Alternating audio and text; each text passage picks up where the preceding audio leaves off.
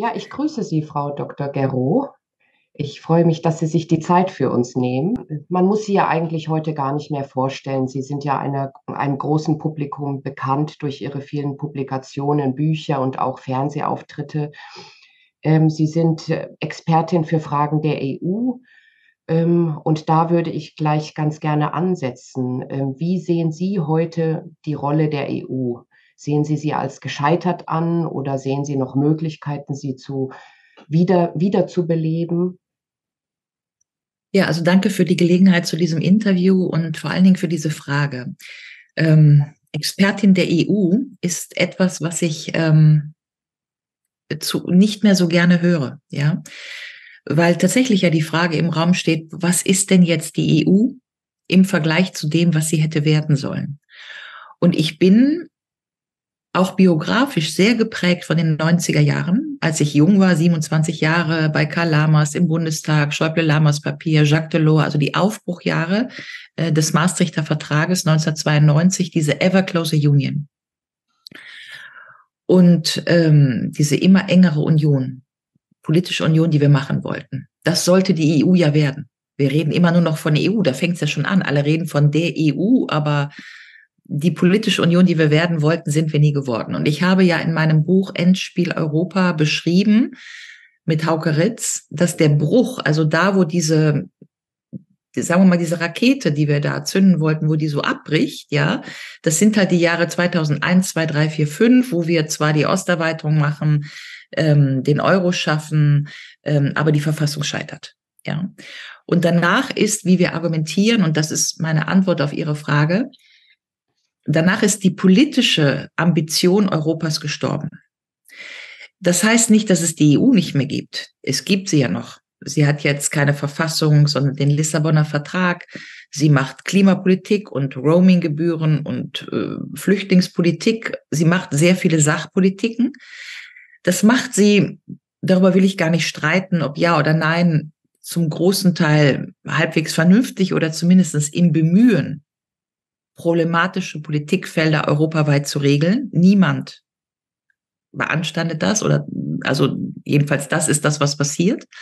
Aber diese europaweite Regelung der Politikfelder, egal ob Klima, Flüchtlinge, Roaminggebühren, kommen eben in Strukturen zustande, nehmen Sie noch die Euro-Governance dazu, kommen eben in Strukturen zustande, die nach herkömmlichen Kriterien nicht demokratisch sind. Ja?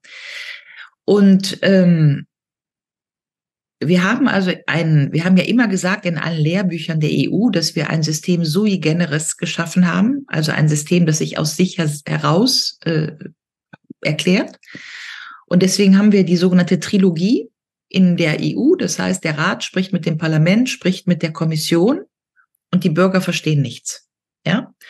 Daraus ergibt sich diese Ablehnungshaltung, die jetzt über 10 Jahre, denke ich, massiv angeschwollen ist, massiv.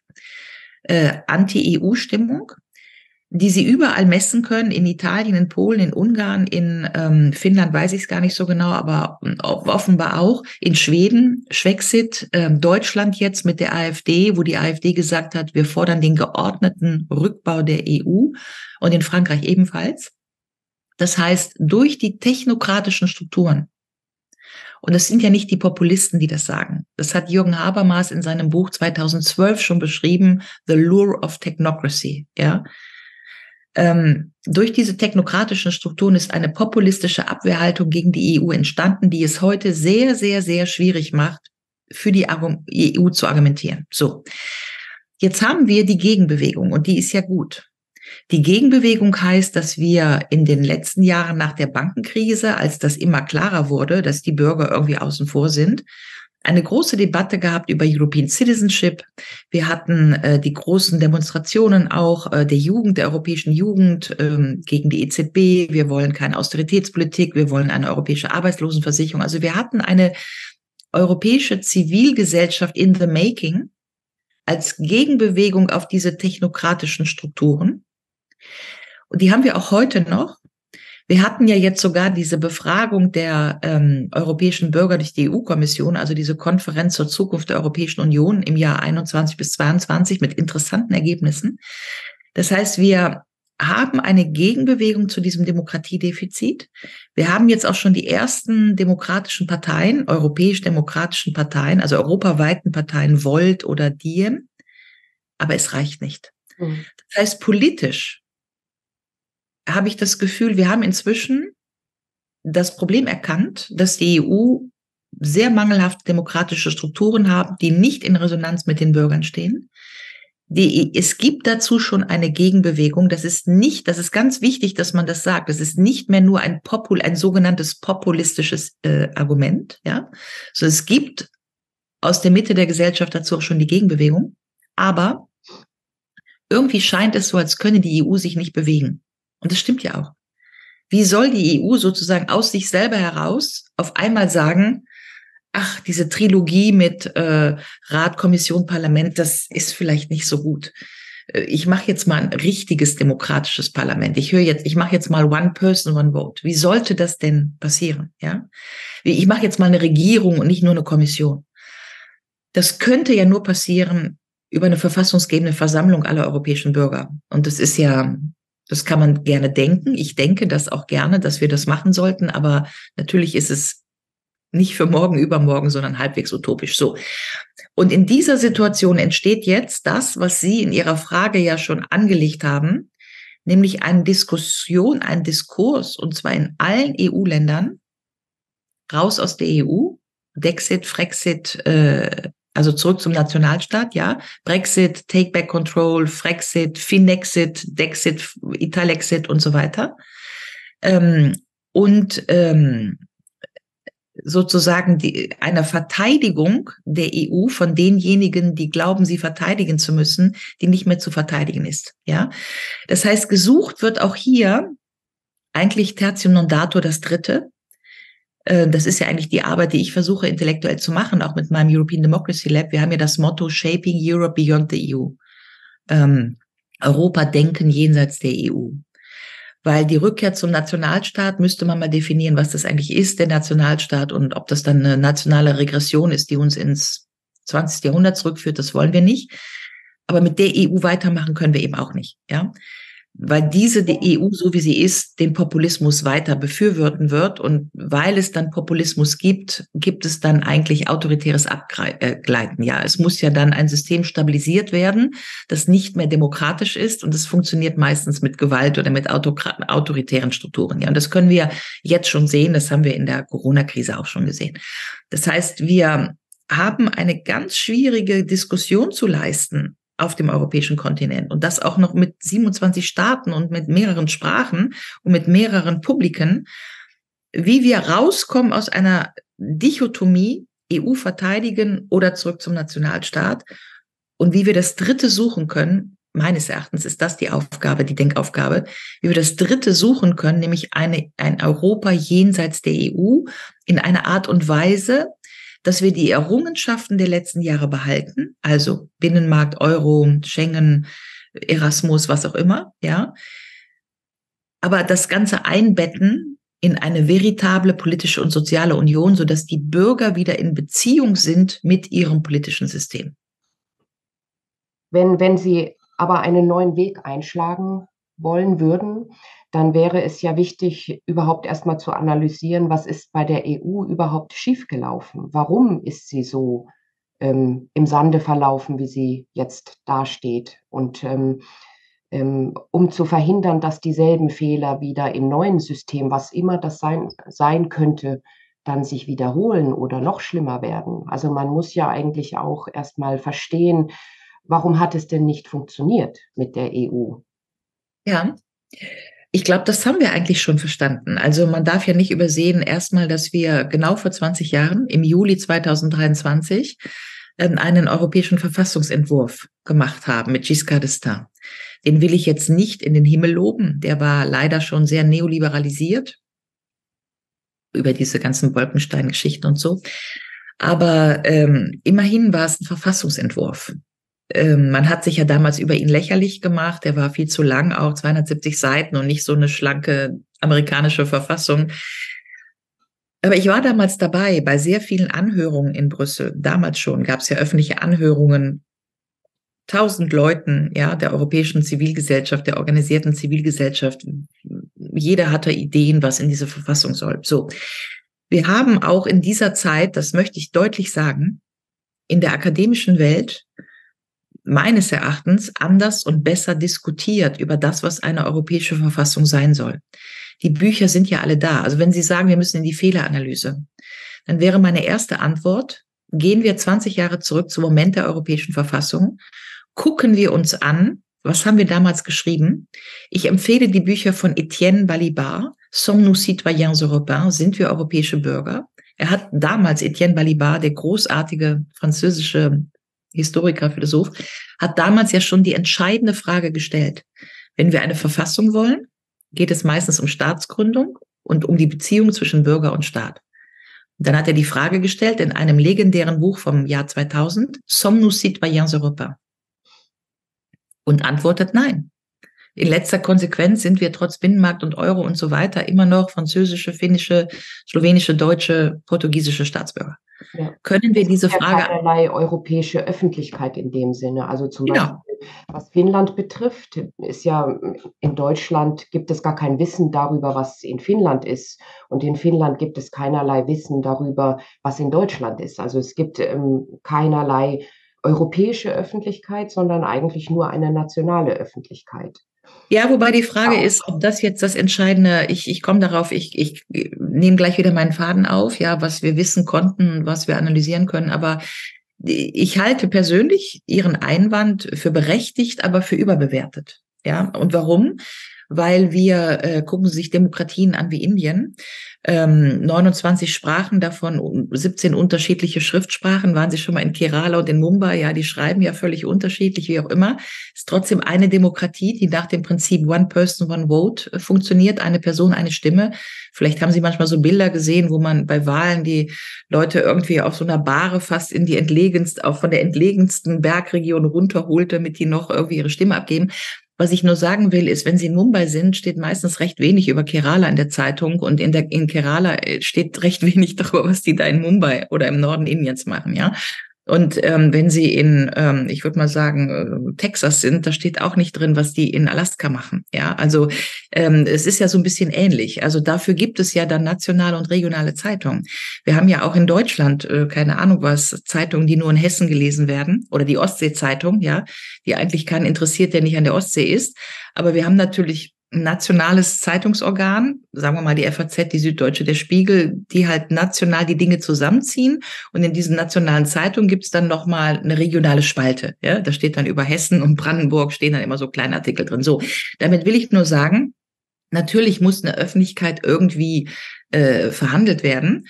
Aber dieses Stichwort europäische Öffentlichkeit, als müssten wir alle ständig verhandeln, was jetzt in Finnland, Portugal oder Griechenland abgeht, das glaube ich halt nicht. Aber wenn man eben eine EU hat und bestimmte Dinge EU-weit regelt, dann muss man natürlich auch darüber informiert sein. Absolut, absolut. Was absolut. In anderen Ländern gut oder schlecht läuft. Genau. Genau, also dann haben wir uns da vielleicht falsch verstanden, aber natürlich muss man informiert sein. Also jetzt gerade im Deutschlandfunk wurde informiert, dass in Griechenland Waldbrände sind, ja, und dann ist ja schon mal die Frage, ist das jetzt eine europäische Frage? Schicken wir jetzt weil es offensichtlich sehr schlimme Waldbrände sind, schicken wir jetzt europäische Hilfe? Schicken wir die unaufgefordert? Ist ja eine akute Frage. Natürlich wurde auch hier berichtet, in Finnland nehme ich an, auch über Nael, also den erschossenen jungen Franzosen vor ein paar Wochen und die Unruhen, ja. Dann ist auch die Frage, ist das jetzt eine europäische Frage oder ist das eine nur französische Frage? Also das könnte man ja diskutieren. Flüchtlingsproblematik, ja, wie urbane Problematik. Da bin ich ganz bei Ihnen. Aber und natürlich brauchen wir einen Raum, der, wie soll ich sagen, ich würde argumentieren, dass es eine gewisse europäische Öffentlichkeit schon gibt. Dadurch, dass wir sehr viele Leute in Europa haben, die ja auch übersetzungsfähig sind. Also wir haben ja sehr viele bilaterale Ehen, ja. Wir haben ja sehr viele Deutsche, die Polnisch können oder polnische Frauen haben oder wie auch immer. Also ich finde, man kann sich ein bisschen darauf verlassen, dass Informationen wandern. Also ich wäre mit einer, sagen wir mal, einer gewissen Dreisprachigkeit oder Zweisprachigkeit, die wir in die Erziehung aufnehmen könnten, in die Bildung, Das fände ich sehr gut. Ja, also, dass wir sozusagen von Kindesschuhen an über Kindergärten eine Zweisprachigkeit, Dreisprachigkeit erziehen würden, dass jeder sich eine andere Sprache, und zwar egal welche, ins Leben holt. Ich glaube, das würde dieser europäischen Öffentlichkeit sehr gut tun. Aber ich habe das Gefühl, dass das über die Freizügigkeit de facto auch schon ein bisschen im Gange ist. Es gibt ja Aber auch schon. Sprachen sind ja auch Kultur, ja. Und Ja, ich glaube, ja, Sprachen müssen einfach leben. ja, Und ja. das ist vielleicht aber auch das Problem mit der EU, dass sie so ein großes Konstrukt ist, was übergestülpt wird über die Kulturen und gar nicht leben kann, weil es ja künstlich erzeugt wird. Und wenn Sie in Deutschland sind, dann ist für einen Deutschen ja Rom zum Beispiel ganz nah. Ja, Rom hat eine ganz vielschichtige Bedeutung Mhm, für mhm, mhm, Deutsche, aber für Finnen ist ja Rom ganz weit weg. Und damit auch die gesamte Kultur, die sich an mhm, Rom knüpft, die mhm, historische Entwicklung und so weiter. Und mhm. ähm, also von daher ist natürlich so eine Idee wie die EU oder irgendetwas anderes, was die EU ersetzen könnte, natürlich für die Kulturen hochproblematisch, weil das ja von oben künstlich erzeugt wird. Also danke für die Frage, die ich wirklich die wichtigste finde. Das hat ja Jean Monnet schon gesagt. Wenn ich das nochmal machen müsste, würde ich mit der Kultur anfangen. Ja. Vielleicht können Sie die Leser des Interviews oder die Zuhörer darauf hinweisen, dass wir vom European Democracy Lab genau zu diesem Thema jetzt ein Manifest gemacht haben. Kein Manifest, sondern einen Wortbeitrag. Also ich lege Wert darauf, dass es kein Manifest ist, sondern wir haben einen Text entwickelt, der eigentlich genau das machen möchte. Wir stellen die Frage, 20 Jahre europäische Fassung, so hatte ich eben angefangen, auf Ihre Frage zu antworten. Was ist schiefgegangen? Da habe ich gesagt, na ja, wir waren schon mal weiter. Und habe gesagt, vor 20 Jahren gab es offensichtlich ein anderes Gefühl, auch irgendwie in Europa, das mindestens so weit getragen hat, dass sich die Staats- und Regierungschefs entschlossen haben, wir machen eine Verfassung. Das ist genau 20 Jahre her. Das ist dann gescheitert aus vielen Gründen, die ich jetzt nicht oder die wir gleich dann analysieren können. Aber zunächst mal möchte ich einfach sagen, offensichtlich war von den Gefühlswelten her mehr Europa da auf dem Kontinent, auch bei den Bürgern, ja. Wie gesagt, ich war ja selber dabei in Brüssel bei diesen ganzen, wirklich, da waren tausende Leute, ja, die da angehört wurden und so weiter. Die Stimmung war eine andere, das politische Commitment war ein anderes und das hatte ich eben ausgeführt, es gab eine andere akademische Arbeit an Europa. Über den Begriff des Bürgers, über die Verfassung. Es gibt ein großartiges Buch, auch das von Etienne Balibar, habe ich eben schon erwähnt, Sommes-nous citoyens européens.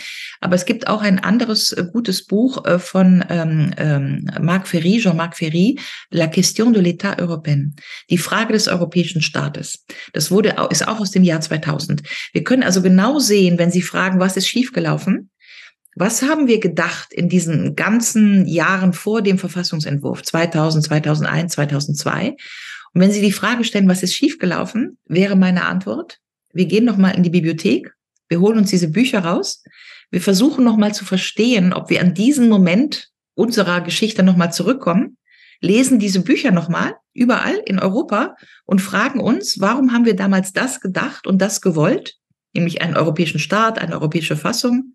Und heute wollen und können wir das nicht mehr. Und dann könnten wir zwei Sachen machen. Wir könnten erstmal vergleichen zwischen damals und heute.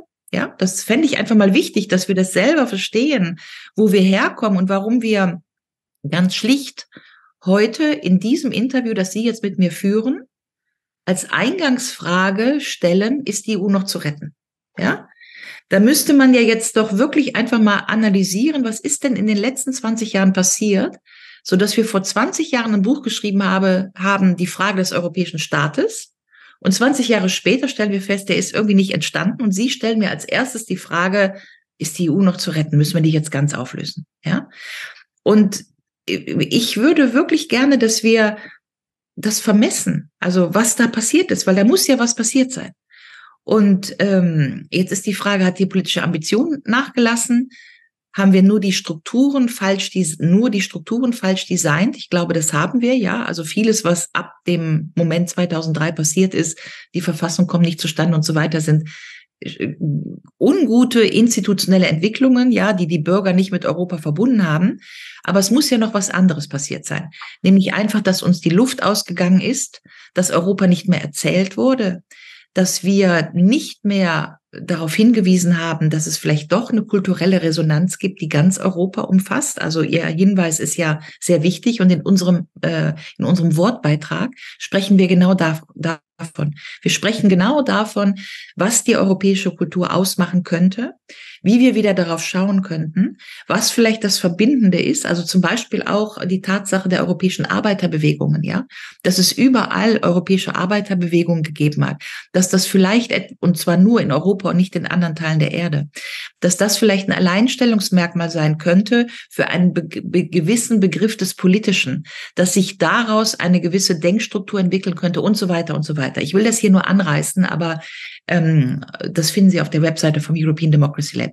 Jedenfalls, Ihre Frage ist auf dem Tisch. Was wurde damals falsch gemacht? Sehr viel. Und zwar nicht nur im institutionellen Bereich, dass wir die Institutionen nicht so geschaffen haben, dass sie demokratisch und bürgernah und sozial sind. Das ist, glaube ich, so ab 2003 schiefgegangen. Und weil das nicht gelungen ist, sind nachher die Emotionen eben auch weggezogen. Ihre offensichtlich, aber die auch von ganz vielen Menschen, die dann irgendwann nur mal gesagt haben, Moment mal, Europa, die EU für mich, das ist Bankenkrise, das ist Banken werden gerettet, das ist eine Flüchtlingskrise, die man nicht in den Griff bekommt, eine Klimakrise, die man nicht in den Griff bekommt. Und jetzt ist die EU noch im Krieg, also nicht direkt im Krieg, aber jetzt werden Waffenlieferungen organisiert. Dabei sollte doch Europa heißen, nie wieder Krieg.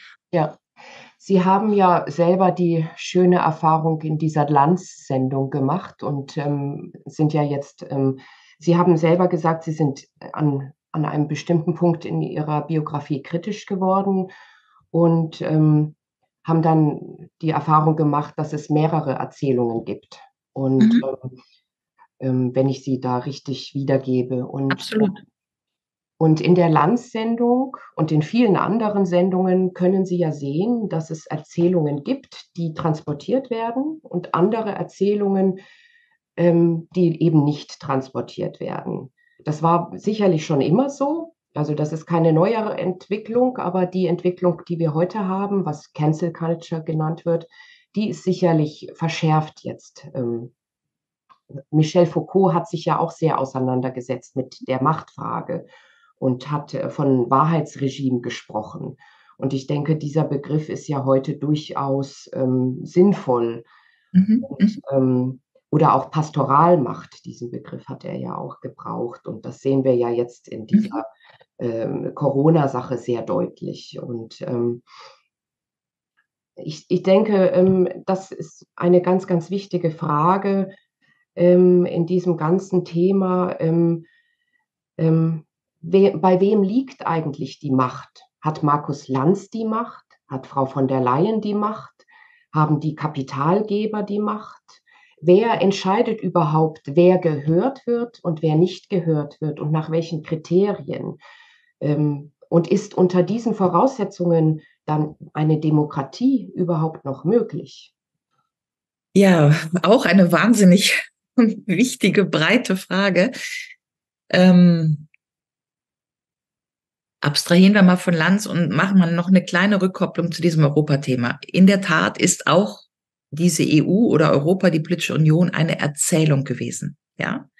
Und ich muss mir vorhalten lassen oder würde das so formulieren, dass ich tatsächlich dieser Erzählung eine Zeit lang gefolgt bin, vor allen Dingen in den 90er Jahren, als sie aber auch noch real geerdet wurde.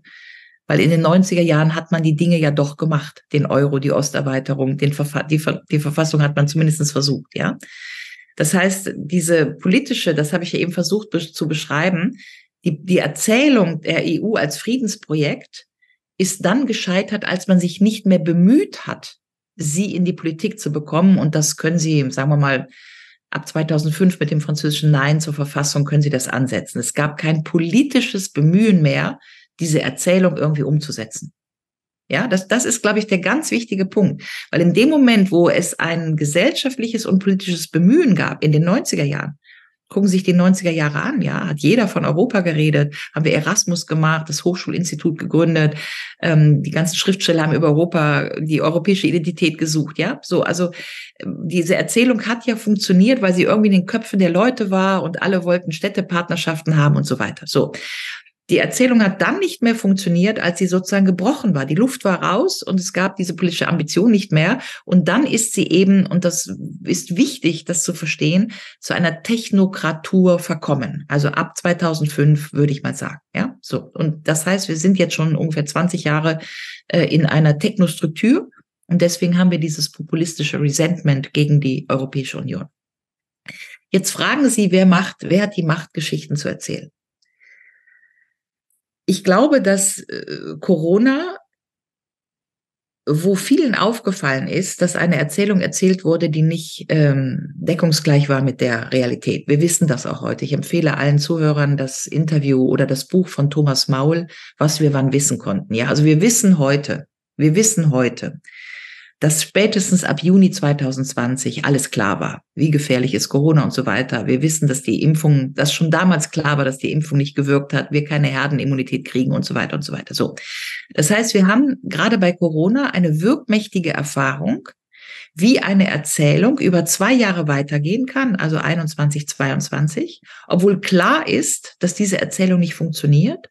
Und obwohl es zivilgesellschaftlichen Protest gibt, es gab ja Protestdemonstrationen, Montagsspaziergänge und so weiter. Und ich finde auch, das war eine sehr interessante Erfahrung zu sehen, mit welcher Brutalität eine Erzählung in westlichen Demokratien durchgesetzt werden kann. Und zwar bis hin zur Ausgrenzung von Journalisten, bis hin zur Ausgrenzung von kritischen Ärzten, von kritischen Juristen und so weiter. Ja, es war ja eine Inhaftierung, auch Verfolgung. Inhaftierung, Verfolgung, Ausgrenzung, Kündigung und so weiter. Ja, so. Also jetzt ist für mich die interessante Frage, wer hat das erlebt und wer hat das nicht erlebt? Und wer glaubt, dass das so war und wer glaubt das nicht, wer sieht das nicht oder will das nicht sehen oder will das verdrängen. Daran arbeitet die Gesellschaft ja gerade. Ja, es gibt ja diejenigen, die das alles mitgemacht haben. Corona war so schlimm und und alles war notwendig. Und das RKI hat uns ja gerade auch nochmal eine Studie geschrieben, wo es reingeschrieben hat, dass das alles richtig und wichtig war. Aber es gibt genug Evidenz, um sagen zu können, dass das alles nicht richtig war. Ja, wir haben Vergleichsstudien. Wir sehen, die Todeszahlen steigen. Es gibt eine Korrelation zur Impfung und so weiter. So. Das heißt, die Gesellschaft verhandelt gerade, glaube ich, in einer Größenordnung von, sagen wir mal, 20% zu 80%. Diejenigen, die an diese Erzählung von Corona nicht ran wollen, weil sie die stabilisieren wollen oder müssen, weil sie mitgemacht haben, weil sie nicht sich als getäuscht sehen wollen, weil sie Unrecht unterdrücken wollen oder weil sie selber mitgemacht haben, weil sie sonst selber dran wären, ja, als Arzt, der geimpft hat, wie auch immer, so. Und 20%, die jetzt daran arbeiten, dass wir eine Enquete-Kommission bekommen, Aufklärung bekommen, einen Impffonds bekommen und so weiter. Jetzt fragen Sie mit Foucault, wer hat die Macht, das durchzusetzen? Und ich glaube, es ist nicht von ungefähr, dass wir in dieser Krise selten wie zuvor über die Medien nachgedacht haben. Was sind die Medien? Was berichten sie? Wer bezahlt sie? Wir hatten ja diese ganzen Informationen über die Bill und Melinda Gates Foundation, die den Spiegel finanziert hat, oder Eckhard von Hirschhausen, der diese Impfpropaganda gemacht hat und so weiter. Das heißt, wem gehören die Zeitungen? Wir hatten den Fall von dem Renier Verlag, der seinen ganzen Zeitungsprodukten gesagt hat, bitte unbedingt die Impfung preisen. Das heißt, wir haben die Twitter-Files, also wir haben klare Evidenz, ganz klare Evidenz von Einschränkung von Meinungskorridoren. Jetzt bin ich bei der Landsendung ganz genauso, ja. Also aber ist diese Evidenz denn öffentlich sichtbar? Also ich meine, wenn ich jetzt mich mit Menschen unterhalte in Finnland oder in Deutschland, also ich glaube, in Deutschland ist die Situation ein bisschen besser. Da gibt es schon viele Menschen, die das wahrnehmen, diese ganzen Dissonanzen, die es gibt in der Gesellschaft und diese Lügereien und Manipulationen und so weiter. Aber es gibt natürlich auch sehr, sehr viele Menschen, die das überhaupt nicht wahrnehmen und die Medien nehmen es ja nach wie vor nicht zur Kenntnis oder nur so sehr stiefmütterlich. Und, ja, ja. Und es ist ja deutlich sichtbar, dass es ein Machtmonopol gibt, das den Diskurs steuert. Genau. Die Frage ist ja dann aber, angenommen, man hätte noch irgendeine Chance, das aufzubrechen, was ich stark bezweifeln würde, aber angenommen, es würde uns gelingen, Die Frage ist ja auch schon, wer ist uns, ja? Ja, ja, genau. Wer ist uns? Ja, wer sind wir? Genau. Dass dieses Machtmonopol, was da durchregiert, aufzubrechen. Und wir sehen ja auch, dass über die EU und über die deutsche Politik auch einfach durchregiert wird. Mhm. Eigentlich sehr viel am Bürger vorbei. Und dann ist ja immer die Frage, womit man das ersetzt und nach welchen Prinzipien. Wenn man sagt, nach demokratischen Prinzipien, das setzt ja dann auch wieder eine Demokratie voraus. Ja, aber dann sind sie wieder bei den Menschen, die bestimmte Dinge nicht wahrnehmen, die bequem sind, die für ihren eigenen Bauch denken und unkritisch sind. Und die Ja, da Frage haben Sie schön, genau, da haben Sie einen schönen Kreis gedreht. Ja, also also ich widerspreche Ihnen überhaupt nicht. Wir haben, glaube ich, durch Corona zum ersten Mal erfahren, dass eine Deutungshoheit wirklich brutal inszeniert werden kann. Oder man könnte sagen, wir haben es vorher nicht so gemerkt, ja, also Jugoslawienkriege, Irakkrieg, ja, Weapons of Mass Destruction. da dachten wir noch, das sind alles gute Genau. Menschen, die es gut meinen. So, genau. Und das ist die entscheidende Frage. Es gab auch noch kein Internet. Ja, also beim Irakkrieg hatten wir Weapons of Mass Destruction, konnte man zweifeln. Joschka Fischer hat auch gezweifelt auf der Münchner Sicherheitskonferenz. I am not convinced, ja. Aber es gab nur das Fernsehen und noch nicht Internet in dieser Form, ja. Das heißt, wir müssen analysieren, das wurde ja auch analysiert, Susanna Schuboschow, ja, digitaler Kapitalismus. Wie hat sich das Internet verändert durch diese digitale mediale Verhandlung, ja? The medium is the message, sagen ja die Medienwissenschaftler. Das heißt, wir verhandeln jetzt unsere Demokratie im Internet mit Twitter, wo man geschasst wird oder Shitstorms erlebt wie ich. Ja, Gott sei Dank hänge ich nicht am Laternenpfahl, sondern bin in der Lage, das mit Ihnen zu analysieren. Was ist da passiert? Warum reagieren die Menschen so panisch? Warum lassen sie sich so aufstacheln? Ist die Aufstachelung sogar gezielt? Wird das mit Algorithmen befürwortet? Welche Mechanismen greifen da? Und zwar menschliche Mechanismen. Ja, also eine gute Freundin von mir, die bekannte Schauspielerin Corinna Kircher vom Berliner Ensemble, hat mir mal gesagt, das ist alles Aeschylos, ja. So ist es des Menschen Charakter, den der fällt, noch zu treten. Das heißt, einer wird buchstäblich als Freiwild freigegeben, ja, dann dürfen alle über den herfallen, dann ist man im rechtslosen Zustand. So, das haben wir alles erlebt bei Corona, aber teilweise eben auch bei der Diskussion über die Ukraine. Wir erleben ideologisierte Diskussionen, moralisierende Diskussionen. Wer nicht für die Spritze ist nicht gut. Wer nicht für die Waffenhandlungen ist Putin-Versteher und so weiter. Also diese absolut irrationalen Diskussionen, die nicht mehr gemäßigt sind oder, wie Sie sagen, auch nicht mehr von mündigen Bürgern irgendwie geführt werden, sondern die geführt werden von einer Masse, die sich fast propagandistisch führen lässt, ja. Bei Corona war das ja wirklich am Rande des Erträglichen, wie eine Masse aufgehetzt werden konnte gegen die Ungeimpften. Genauso empfinde ich das mit der Russophobie, die wir uns geleistet haben zu Beginn des Ukraine-Krieges und mit diesen Lumpenpazifisten, also auch diesen sprachlichen Verdrehungen mit den Worten fängt sie an. So, jetzt analysieren wir also, dass wir in einer problematischen Medienlandschaft sind, weil wir ein Internet haben, was eben, das scheint mir wichtig, privatrechtlich organisiert ist. Also da ist ja keine staatliche Steuerung drin. Ja, unsere öffentlich-rechtlichen Anstalten sind eben werbefrei zum großen Teil, weil sie über Gebühren finanziert sind. Da gibt's keine Algorithmensteuerung drin. Ja, und versuchen einen guten Journalismus zu machen. Wir sehen, dass das nicht mehr gelingt, weil die Leute entweder keine Leitmedien mehr lesen oder weil die Journalisten, das ist, glaube ich, das Wichtige, im öffentlichen rechtlichen Rundfunk offenbar in den letzten 2 Krisen, Corona und Ukraine, so unter Druck gekommen sind, dass sie nicht mehr vernünftig berichten konnten. Das müssen wir feststellen, ja. Wir konnten keine vernünftige Diskussion mehr darüber führen, wer hat jetzt diese Pipeline gesprengt, die Amerikaner oder die Russen oder meinetwegen die Norweger, ja.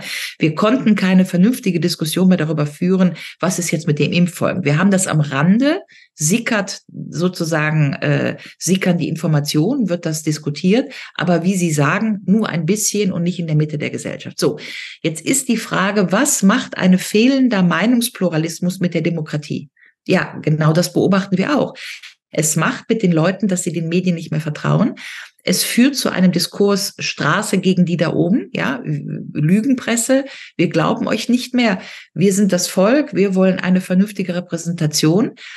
Und was macht dann das System? Also die sich angegriffen fühlen, die haben jetzt eben einen Diskurs für sich entdeckt, der da lautet, jede Kritik ist rechts. Ja, also jeder, der den Finger hebt bei Corona, bei Flüchtlingen, bei Klima, bei Waffenlieferungen und der sagt, Moment mal, können wir das anders diskutieren, andere Fakten vorlassen, andere Stimmen hören, der ist ein Rechter.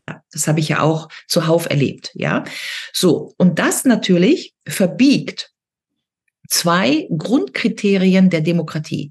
Es verbiegt das Grundkriterium der öffentlichen, also der vierten Gewalt, also des Meinungspluralismus. Und es verbiegt natürlich das Kriterium des Minderheitenschutzes, ja, also die anderen Stimmen zu hören. Verbiegen ist ja ein bisschen sanft. Ist doch höflich gesagt, ja, genau. Genau. So, und es verbiegt natürlich, wenn wir dann sozusagen zu der nächsten Stufe kommen, dass diejenigen, die kritisieren, auch noch verhaftet werden, wie Sie gesagt haben, ja. Dann sind wir schon bei der Justiz und müssen uns fragen, ob es noch eine unabhängige Justiz gibt. Und wir hatten ja Fälle, Michael Ballweg, wo jemand wegen ein paar Spendenbescheinigungen für 10 Monate in Untersuchungshaft liegt oder wo ein Bekannter von mir wegen einer Rede über Frieden für ein paar Tage in Bau gegangen ist. Ja, und das ist natürlich alles skandalös. Das muss man benennen. Und der Punkt ist aber, dass wir selbst diese Diskussion, jetzt komme ich zu Lanz zurück, nicht mehr führen können, weil wenn Sie an Lanz denken, der letztens ja den Herrn Aiwanger in der Sendung hatte und der Aiwanger sagt nach dieser Demonstration in Bayern, wir müssen die Demokratie wiederentdecken, ja, dann sagt der Herr Lanz nicht etwa, erklären Sie mal, was Sie damit meinen. Warum haben Sie denn das Gefühl, wir müssten die Demokratie wiederentdecken? Sondern Herr Lanz bezichtigt Herrn Aiwanger, Anführungsstriche, dem Affen Zucker zu geben und den Populismus noch zu befördern. Ja. Das heißt, wir sehen ein System, was sich hermetisch abriegelt gegen Kritik, während die Kritik auf allen, also auf vielen gesellschaftlichen Themen sozusagen immer hochschwillt, die gegen die EU, Klima, der Wokismus, Waffenlieferungen und so weiter, also die ganzen Brennthemen. Und wir können es als Gesellschaft fast nicht mehr buchstäblich erfassen, ja, weil wir die Ausdifferenzierung der Diskussion nicht mehr erlauben und das Internet irgendwo zügellos ist. Das hört sich jetzt alles sehr schlimm an, deswegen möchte ich noch mal kurz den letzten Satz machen. Trotzdem sprechen wir hier jetzt. Und die Frage ist ja, wie viele Leute hören jetzt dieses Interview? Bei mir sind es inzwischen meistens 250.000, wenn ich mir die letzten Interviews von mir angucke. 250.000 ist, wenn Sie gucken, dass der Freitag oder diese Zeitung, die haben eine Auflage von 16.000, 18.000. Dann machen wir jetzt das 10-fache von der Zeitung. Sie machen das. Sie haben mich in dieses Interview eingeladen und Sie werden dieses Interview in eine bestimmte Community geben. Das heißt, wir sind ja, Gott sei Dank, auch in der Lage, über das Internet eine Gegenöffentlichkeit zu organisieren. Ich will das jetzt nicht hochreden. Ich will nicht sagen, David gegen Goliath, ja. Aber natürlich sind wir nicht das ZDF, das ARD und wir sitzen hier nicht bei Markus Lanz, was eigentlich schade ist. Aber trotzdem, so schlimm das Internet in dieser Corona-Krise natürlich mit der Deckelung des Kurses dafür gesorgt hat, ja, und im Internet gesäubert wurde und Stimmen verboten wurden, so sehr ist ja durch das Internet auch eine neue Gegenöffentlichkeit entstanden. Und Sie sind ein Teil davon, genau wie die ganzen anderen, die YouTube-Clips machen oder der Kontrafunk oder Apolut oder die Nachdenkseiten oder. Und das könnte ohne das Internet ja auch nicht stattfinden. Das heißt, noch hält sich das Gott sei Dank irgendwie die Waage und noch, das muss man ja jetzt mal so formulieren, werden wir noch nicht abgeknipst, ja? Also viel schlimmer wäre, ja, oder wir werden auch, ja, in der Tat, danke auch dafür die Klarstellung, wir werden, beziehungsweise, es ist ja subtiler. Wir werden Seiten ja auch schon, RT zum Beispiel. Ja, genau. Auch schon RT auch, genau, bin ich auch dabei, aber ansonsten ist es subtiler, meistens wird abgeknipst ab einer bestimmten Schwelle. Heutzutage redet man ja viel von Inklusion und von Loyalität, dass Europa oder unsere europäischen Werte basieren auf Loyalität. Jeder gehört dazu, jeder wird angehört, man übergeht Menschen eigentlich nicht. Und wenn man aber jetzt sieht, die Transsexuellen werden vielleicht jetzt nicht übergangen, das ist aber eine winzige Minderheit in der Gesellschaft, aber 20 Millionen in Deutschland sind übergangen worden und ganz, ganz viele Leute wurden bedroht, dass sie ihre Existenz verlieren, wenn sie nicht mitziehen und so weiter. Also die Frage ist ja Auf was für einem Menschenbild basiert Europa eigentlich, wenn wir von Gleichberechtigung ausgehen und von Loyalität und solchen Werten und dass jeder Mensch ein mündiger Bürger sein sollte oder ist. Wir können ja eigentlich jetzt sehen, dass dieses Menschenbild vorne und hinten überhaupt nicht stimmt. Dass man Mhm. eigentlich nur zum Beispiel mit Propaganda die Meinungen lenken kann und, und dass es von innen her eigentlich auch, gar nicht passt, weil der Mensch, einfach gar nicht so mündig ist, wie man ihn immer ansieht. Und, dieses Menschenbild, was wir, haben in Europa, das geht ja auf die Aufklärung zurück und wurde dann in der zeitlichen Entwicklung verstärkt durch solche Ideale wie bei Kant, dass es eine universale Idee gibt. Und Europa basiert ja Oder auch, Rousseau, der Emil, ja, ja, ich wollte sie nur ergänzen, Kant, Rousseau auch, glaube ich, ja.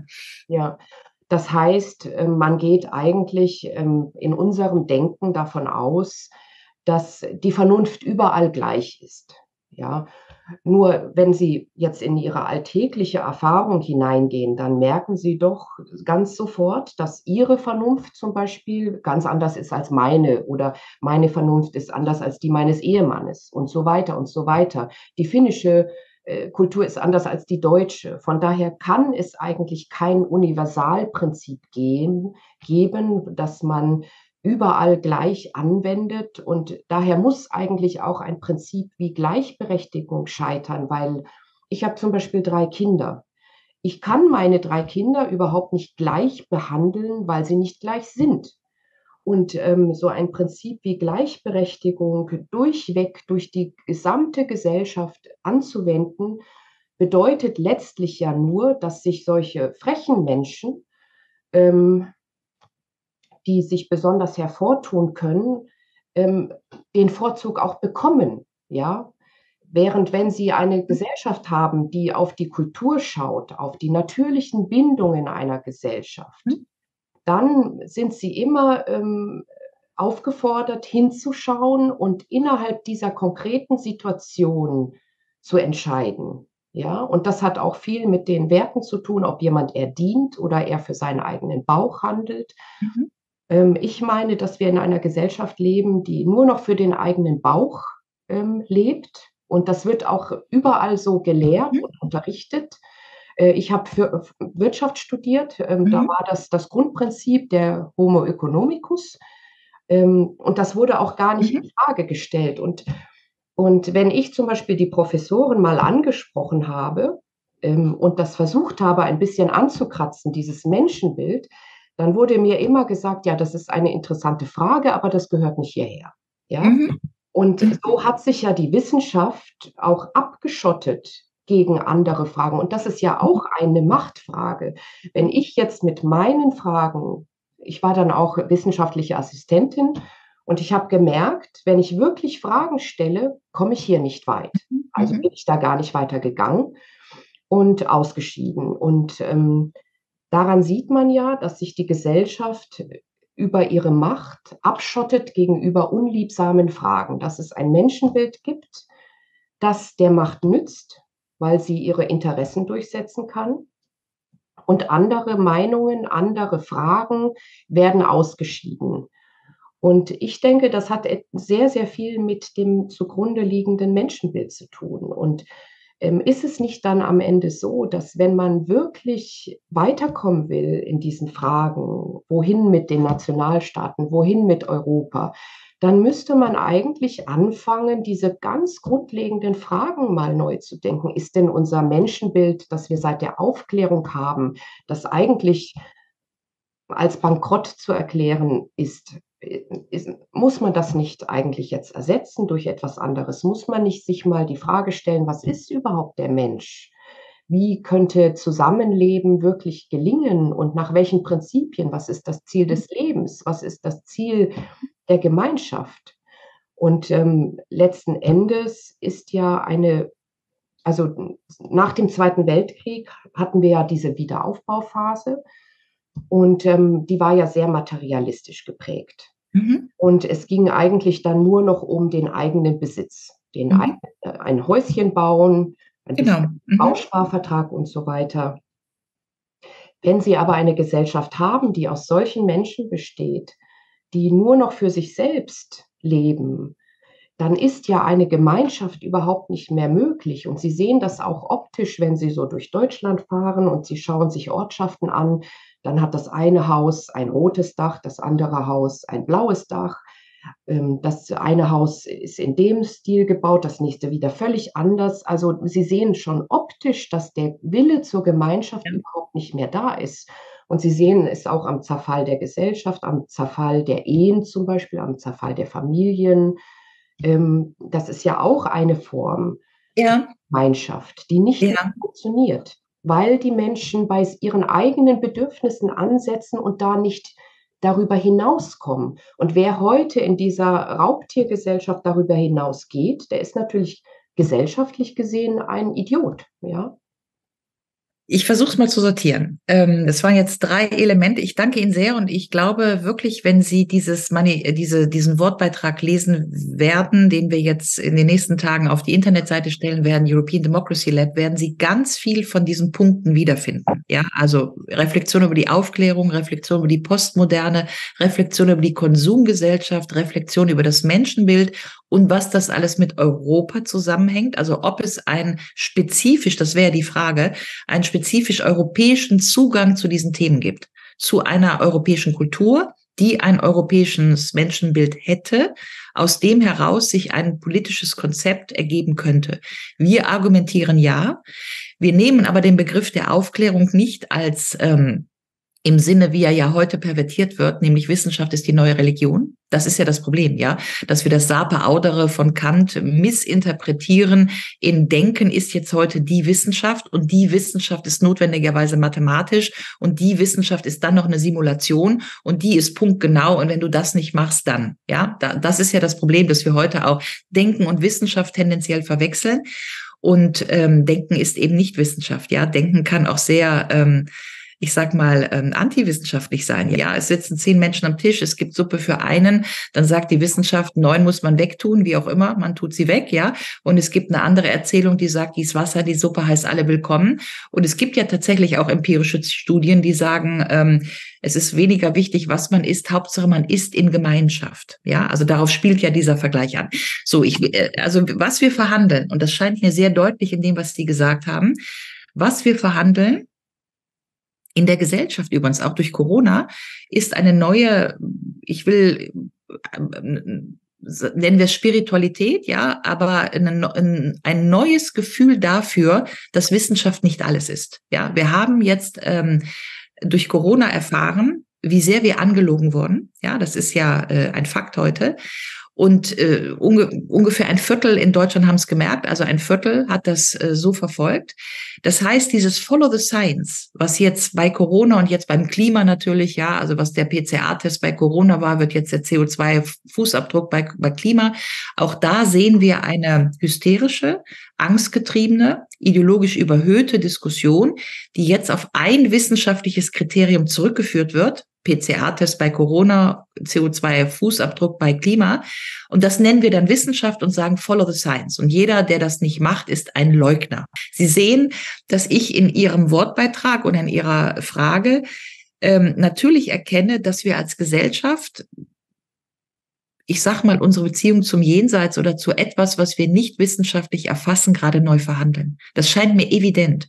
Es erscheint mir evident, dass Corona nur passieren konnte, weil die Gesellschaft vom Glauben abgefallen ist, ja, und gedacht hat, sie könnte den Tod ins Endliche strecken. Und wir könnten noch darüber entscheiden, dass wenn wir jetzt den tollen Impfstoff entwickeln, also dass es kein Amor Fati mehr gegeben hat, keine Annahme mehr, keine Hinnahme, ja, also diese ganzen klassischen, im Grunde christlichen Begriffe, die wir ja auch auf dem Kontinent haben, Amor Fati, eine gewisse Schicksalhaftigkeit, sondern dass wir tatsächlich in dieses Homo Deus abgerutscht sind. Der Mensch ist jetzt Gott und wir haben jetzt den tollen Impfstoff und 5 Milliarden Menschen werden geimpft und dann ist die Krise vorbei.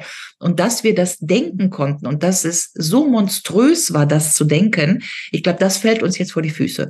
Und es gibt ja Leute, die sagen, dass damit natürlich der sozusagen Beginn der Aufklärung insofern berührt ist, weil dieses Cogito ergo sum, ich denke, also bin ich, ja, ist sozusagen die Ursprungssünde von jetzt bin ich Homo Deus geworden, nur weil ich denke und diese Wissenschaft mache. Ja, also wir können wann war das Cogito ergo sum? Vor 250 Jahren können wir sagen, jetzt stellen wir uns hin und sagen, ich denke, also bin ich. Das heißt ja schon mal, ich nehme nicht mehr an, dass ich irgendwie Gott gegeben bin oder wie auch immer. Also es ist natürlich genau dieses Cogito ergo sum, was das menschliche Dasein auf das Denken bezieht, aus dem dann diese Übersteigerung des Denkens, nämlich Homo Deus, Wissenschaftlichkeit ist die neue Religion werden konnte. Ja, jetzt sagen Sie, es gibt noch was anderes. Ich bin dabei.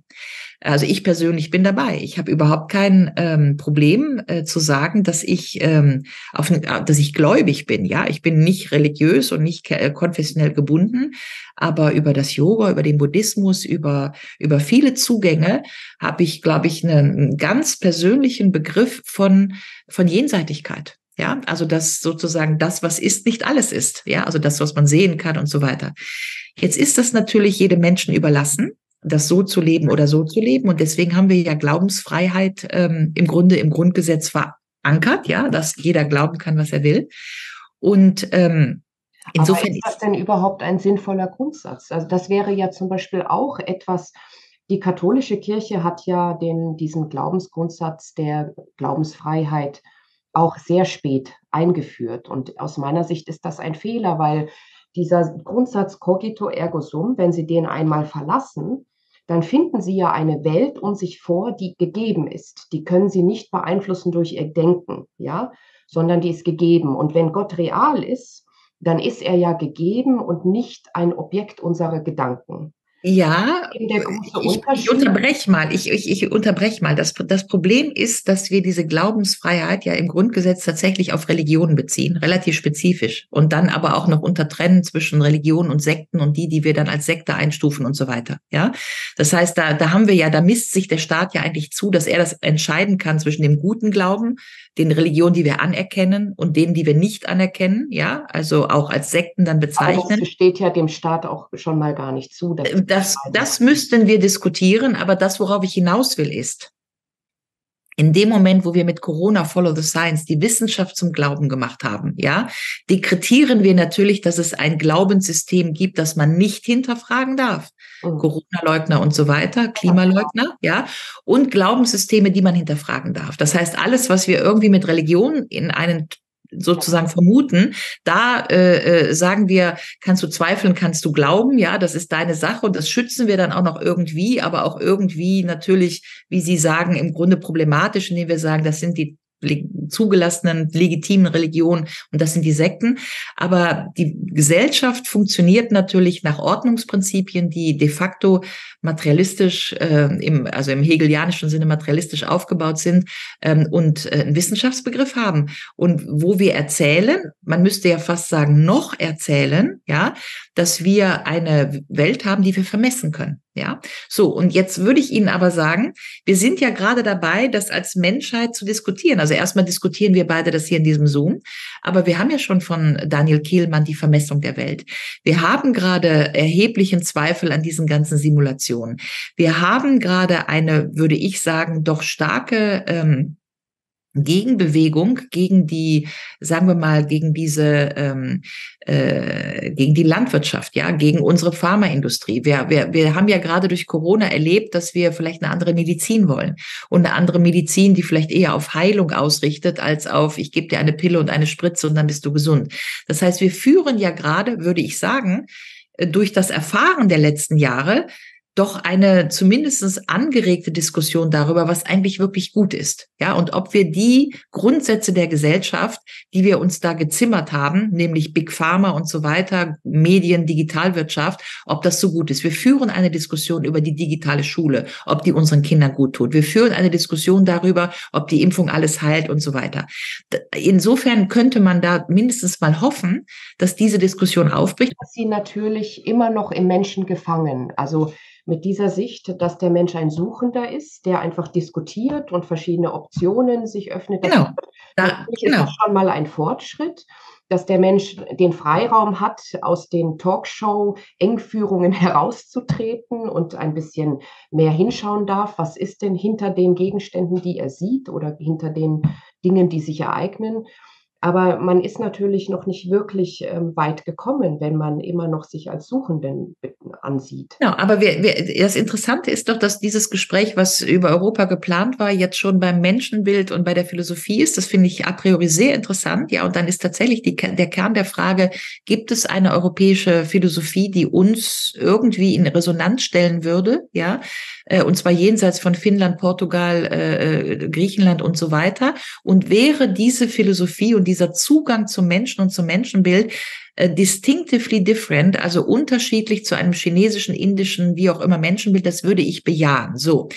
Bei diesem Punkt würde ich gerne noch mal bleiben, weil Sie eben ja auch noch zwei andere, also Menschenbild hatten Sie gesagt, der Begriff der Gleichheit und dann eben Sie fingen an mit den Queer-Demonstrationen, wie einige Gruppen wirkungsmächtig ihre Rechte durchsetzen. Ja, da würde ich gerne noch mal zwei Sachen zu sagen.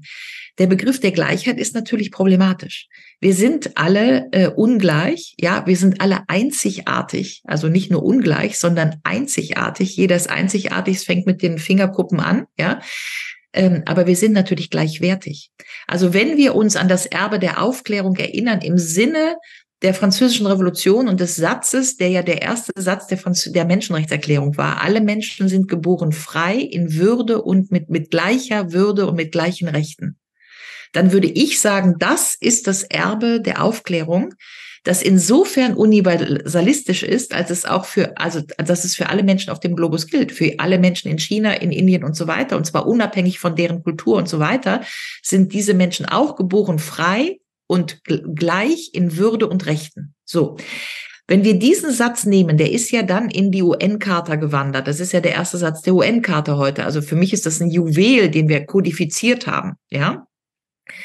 Dann sind diese Menschen, diese 7 Milliarden Menschen, tatsächlich alle geboren frei, theoretisch, und gleich in Würde und Rechten. Da habe ich noch nichts gesagt darüber, welches Menschenbild die haben, welcher Religion sie angehören, welche Sprache sie sprechen. Sie sind trotzdem frei, sie sind einzig. Aber Sie haben diese Begriffe ja verwendet, frei, Würde und Rechte. Und ich glaube, alleine diese Begriffe muss man dann ja erstmal füllen. Also zum Beispiel, wenn Sie das Wort Würde nehmen. In Deutschland gibt es eine riesige Sexindustrie. Ja? Ein Land, das so eine Sexindustrie akzeptieren kann, ist aus meiner Sicht ein Land, das einen ganz anderen Würdebegriff hat, als ich jetzt zum Beispiel. Ja? Also für mich ist das nicht vereinbar. Oder wenn ich jetzt in eine Firma gehe und ich werde dort digital abgespeist, dann könnte man ja auch da sagen, das ist eigentlich gegen die Würde des Menschen, weil das den Menschen so automatisiert. Ja? Also ich verstehe Sie, ja. In weiten Teilen gegen die Würde gerichtet, aber also ich verstehe Sie. Dann auch, genau, dass diese Begriffe einfach nur auf Papier stehen, aber sie unterliegen auch wieder der Definitionsmacht, ja. Sie werden unterschiedlich definiert, je nachdem, wer das Sagen hat oder welche Kraft oder Macht das Sagen hat. Und sie sind eben einfach auch nicht über alle Kulturen hinweg gleich, ja.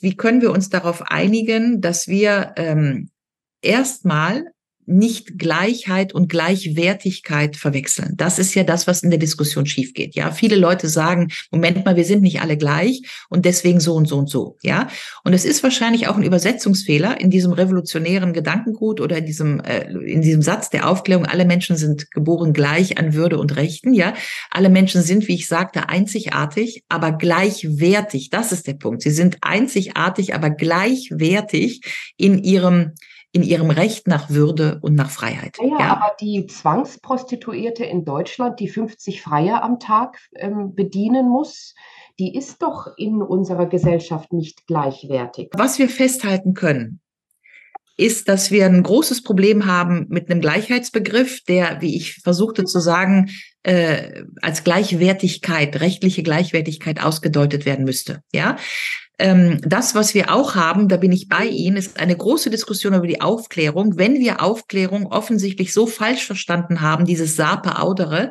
dass der Mensch denkt, aber sagen wir mal nicht mehr in Demut denkt, ja, nicht mehr in Demut vor der Schöpfung oder in Demut vor irgendeiner Hingabe, vor einer Jenseitigkeit, sondern wo dieses Sape-Audere, das hatten wir schon mit Cogito ergo sum, zu einer Denkphilosophie geworden ist, die im Prinzip fast imperial, menschlich imperial daherkommt, ja, Homo Deus, ich kann jetzt alles entscheiden, ich mache die Impfung, ich schieße Autos zum Mars, also wo wir sozusagen in der Technologie die Lösung für die menschlichen Fehler suchen, um es mal so zu formulieren, ja. Und da glaube ich tatsächlich, dass die Aufklärung falsch abgebogen ist. Ich glaube, das diskutieren wir im Moment unter solchen Bereichen wie Biopolitik und das hat ja Foucault auch alles schon gesagt, die Biopolitik, der Digitalkapitalismus und so weiter. Ich glaube, das wird diskutiert.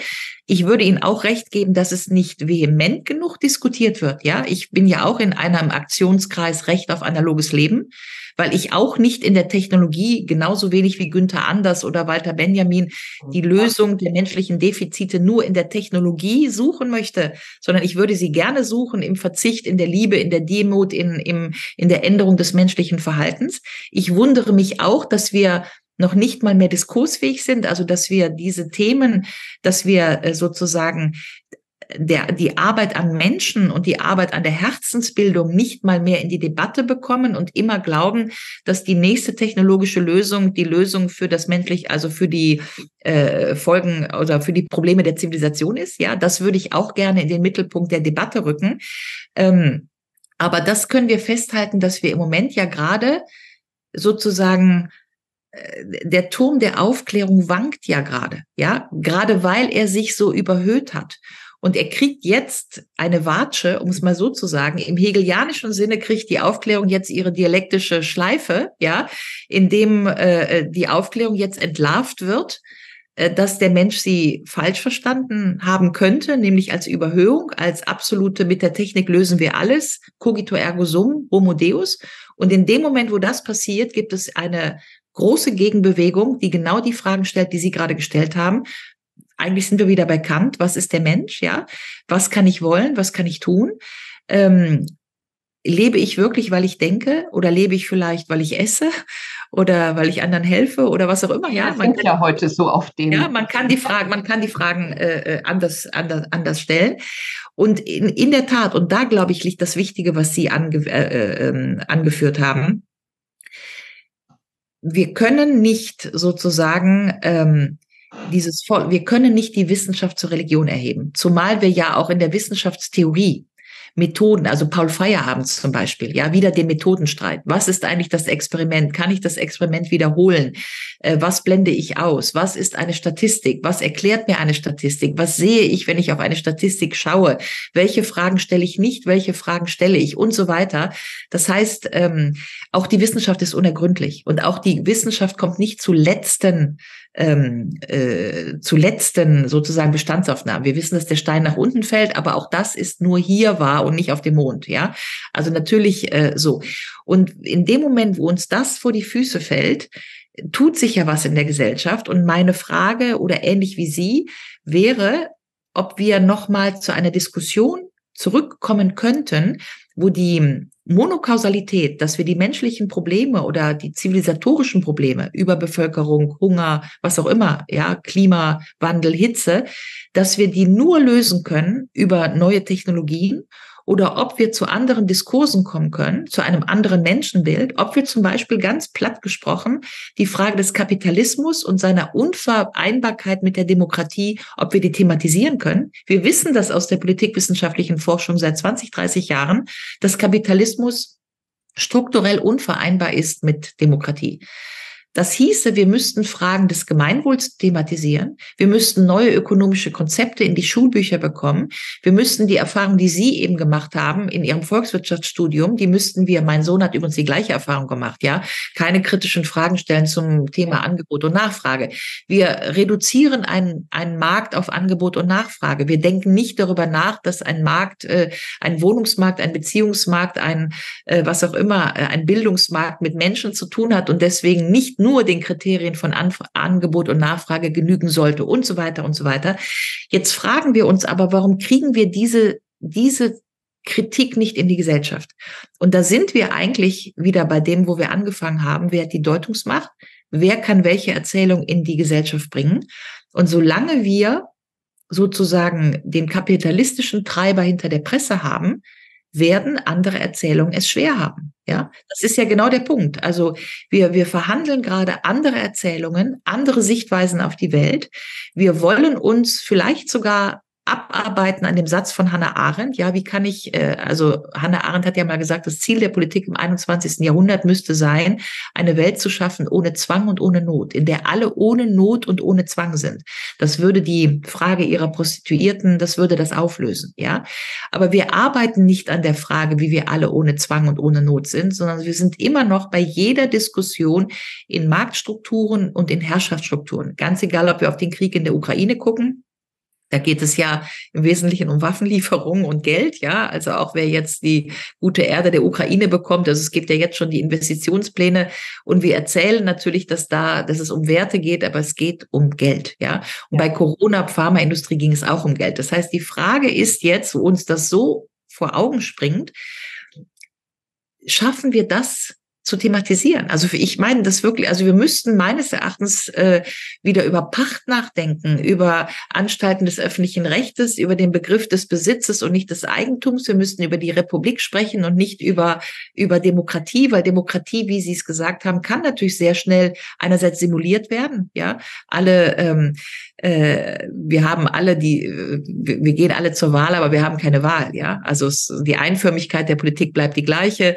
Das war ja in Frankreich schon in den 90er Jahren, la pensée unique, ja, das einförmige Denken, wir sind die Guten. Das heißt, wir gehen zwar zur Wahl, aber wir haben keine Wahl. Das nennt man in der Politikwissenschaft simulative Demokratie. Auch diese Diskurse kommen gerade nach oben. Und ich frage mich tatsächlich, ob wir im Moment noch mehr Zerstörung unserer Gemeinwesen brauchen, um zu verstehen, dass Demokratie und Kapitalismus strukturell nicht vereinbar sind, oder ob wir diese Diskussion vorher führen können. Weil das wäre ja das Begehren, dass wir nochmal ganz grundsätzlich darüber nachdenken, wie wir 7 Milliarden Menschen auf dem Kontinent, wie wir die ernähren und diese Fragen stellen, die wir ja stellen können. Wir können die alle ernähren. Die Verteilung stimmt noch nicht. Ja? Ja. Verstehen Sie, was ich meine? Also Sie reden über Demokratie und über Wert und über Würde und das möchte ich alles auch. Aber ich möchte es nicht unbedingt über Technologie. Ich würde gerne, dass wir wieder darüber reden, wie wir das als Menschen hinbekommen. Und dann müssen wir andere Begriffe in die Debatte holen, zum Beispiel den Begriff der Verteilung, ja. Und dann müssen wir, glaube ich, über unser Wirtschaftssystem ganz grundsätzlich neu nachdenken. Und das passiert ja auch. Wir haben ja Thomas Piketty, wir haben Schulenburg, wir haben ganz viele Ökonomen, die uns über Gemeinwohlökonomie. Es gibt ja dieses gute Buch von Sheldon Bolin über Totalitarismus. Und genau. Er hat da ja eine sehr gute Analyse der Situation, zwar in den USA gemacht, aber man kann ja vieles übertragen. Und mich interessiert ja dann immer, wenn jemand Probleme analysiert, was sind dann seine Lösungsansätze? Sein Lösungsansatz war die Renaissance der Demokratie. Und er schrieb zum Beispiel auch, dass man zu einem Selbst werden sollte, das die Werte gemeinsamer Engagements und gemeinsamer Bemühungen erkennt und in ihnen eine Quelle der Selbstverwirklichung entdeckt. Das heißt, er bleibt ja eigentlich immer noch in diesem vorherrschenden Menschenbild gefangen. Die Selbstverwirklichung kommt vor, das Selbst wird nochmal explizit genannt, das ist das Ziel der Entwicklung. Werte gemeinsamen Engagements und gemeinsamer Bemühungen, das klingt ja alles sehr schön, aber er springt ja nicht aus dem System heraus. Er bleibt ja in diesem System gefangen und sieht eigentlich gar nicht, wo das alles angefangen hat. Weil das ist ja eigentlich genau das, was uns in diesen Schlamassel geführt hat, weil das ja alle so machen. Ja? Sie suchen ihr Selbst, ja, und sie benutzen das gemeinsame Engagement. Also das ist ja bei diesen ganzen Treffen Bilderberger und World Economic Forum, das sind ja auch Treffen, gemeinsames Engagement ist das ja auch, ja. Es ist nur mächtiger, als wenn Sie und ich hier jetzt reden, ja. Also der eine Punkt, den ich ansprechen will, ist, dass eigentlich sehr, sehr viele Denker da sind, die sehr klug sind, sehr belesen sind, sehr erfahren sind und eigentlich auch keine echten Antworten haben, sondern immer noch im gewohnten Denksystem sind, das aber problematisch ist. Also ich bin bei Ihnen, dass wir gerade neue Diskussionen über die Verhandlung von Ich und Wir machen. Ja, das war ja auch Corona, das auf einmal war in einer komplett individualistischen Gesellschaft das Wir da. Wir müssen uns schützen, wir müssen das machen. Also die neue Sinngebung über diese absurde Corona-Politik wurde vom Ich zum Wir. Ja, und das Interessante ist ja tatsächlich auch, dass in diesem Buch von Klaus Schwab, was jetzt ja durch die Gazetten gegeistert ist mit diesem Great Reset, ja, you will own nothing but be happy. Ja, und ich finde es tatsächlich sehr, sehr auffällig, dass wir auf einmal über eine kapitalistische Steuerung, nämlich Corona, Big Pharma und so weiter, oder Digitalwirtschaft, ein sozialistisches Konzept des Wirs und des Verzichts, you will own nothing, durch die kapitalistische Tür bringen. Ja, das heißt, es wird offensichtlich darauf gezielt, Bedürfnisbefriedigung zu machen, you will be happy, but you will own nothing. Ja, das ist ja sehr interessant eigentlich konzeptionell, dass das, was der Sozialismus immer wollte, nämlich, dass wir gemeinwohlorientiert uns im Wir, im Kollektiv verorten und jeder nach seinen Fähigkeiten, nach seinen Bedürfnissen, dass wir das selber abwägen, ja, dass das jetzt sozusagen über eine kapitalistische Steuerung kommen soll. Insofern bin ich da auch bei Ihnen, dass wir gerade, wie wir den Begriff der Aufklärung neu verhandeln, den Begriff der Religion, ja, also was ist jetzt eigentlich Religion, wie unabhängig ist das Glauben der Menschen, an was glaubt er? Das hatten wir eben. Jetzt auch der Begriff des Ichs nochmal ganz neu in die Debatte kommt. Ja, also was kann ich eigentlich wollen und wie ist jetzt mein demokratisches Leben, dass ich jetzt hier in Freiheit bin, ist das egoistisch zu werten? Ist alles, was ich will, egoistisch? Also ich will in Urlaub fliegen, ist das jetzt schon Egoismus mit Blick auf die Klimadebatte und so weiter? Und ich glaube, das verhandeln wir jetzt auch. Und es ist ja so ein bisschen Karl Jaspers Ankerzeit. Der hat ja gesagt, wie ist denn das Ich überhaupt in die Philosophie gekommen? Ja, 700 Jahre vor Christus in Griechenland, wo irgendeine Verdichtung dann mit Platon und den ersten Denkern entstanden ist, die auf einmal so etwas hervortreten haben lassen, wie das Subjekt, also der Mensch als Subjekt, der sich in einer Ich-Wahrnehmung dann versteht und als Individuum mit Würde bedacht wurde, sodass ein politisches System, das eben auf Rechtsgleichheit zielt, im Sinne der Gleichwertigkeit. Ich meine, das hatten die Römer in der Republik auch schon, ja. Damals waren die Frauen nicht dabei. Ich weiß, gab es noch Sklaven, aber zumindestens patriarchalisch gedacht war es der Republikbegriff war ja im alten Rom schon da, nämlich ein System, das auf Recht gebaut ist. So, und jetzt sind wir wieder bei Europa. Das sind tatsächlich erstmal Denksysteme, die in Europa entstanden sind. Die Republik, das ist ja mein Juwel, im Prinzip auch als Begriff, ja. Und die Republik, finde ich, bietet ja für Ihre Frage, nämlich Individualismus, überschreitender Individualismus, eigentlich Egoismus, kann ich darauf eine Gesellschaft bauen? Ich finde, auch da bietet die Republik eine gute Brücke zwischen dem Ich und dem Wir. Weil die Republik ist ja im Grunde durch die Französische Revolution Liberté, Egalité, Fraternité. Also sie hat eigentlich, wenn Sie das so wollen, ich sehe ja auch Ihre Ikone im Hintergrund, die gefällt mir übrigens sehr gut, aber es ist ja eine heilige Dreifaltigkeit, ja. Also Liberté, Egalité, Fraternité heißt ja auch, keins davon kommt alleine. Du kriegst keine Freiheit ohne Brüderlichkeit, du kriegst keine Brüderlichkeit ohne Freiheit, und du kriegst auch keine Gleichheit oder Gleichwertigkeit ohne Freiheit und umgekehrt, ja. Und ich finde tatsächlich, dass man diesen Punkt zum Beispiel machen könnte, dass das Dritte zu denken, ja, Tertium non datur, das Dritte ist nicht gedacht, dass das zum Beispiel etwas Ureuropäisches ist, ja, und zwar im Sinne der heiligen Dreifaltigkeit. Die Verbindung zwischen Himmel und Erde ist der Heilige Geist, aber auch die Verbindung zwischen These und Antithese, also die Verbindung der Polarisierung ist die Synthese, ja, These, Antithese, Synthese. Das heißt, es ist bei Hegel wie in der Bibel gibt es das Dritte, was verbindet, und insofern ist ja die Suche nach dem Dritten auch zwischen Kapitalismus und Sozialismus, ja.